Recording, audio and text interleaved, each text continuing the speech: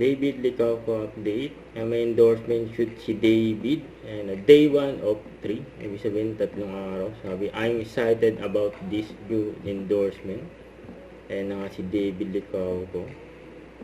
Kasama niya yung kanyang glam team. Yan o. Magbago pa nga ni David o. Inabangan ng bagong endorsement ni David. So, ito interview kay David. Ikaw ngayon, ano ng wellness ang ginagawa mo sa sarili mo? Actually, this year, I've started to fall in love with like physical therapy. Lagi ako nag-PT. Actually, today, mag-Hyrox ako, tapos mag-PT ako after. Just because, mas relax ako and I have to take care of my body. Because, again, getting any younger. Yung massage, while watching a movie. Kasi again, tuwing mo na siya eh, di ba? Actually, before nga parang ginagawa ko, nag-facial ako. So, nagmamassage, sarunod ako ng movie.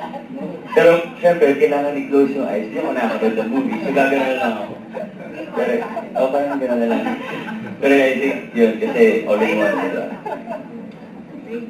Pwede ba yun? So, instead of watching a movie, listening a movie na lang. Nakapigyan ako comfort ng movie mo na. movie. Yung alam mo na, yung panood mo na siya, papakinggan mo na yung sounds.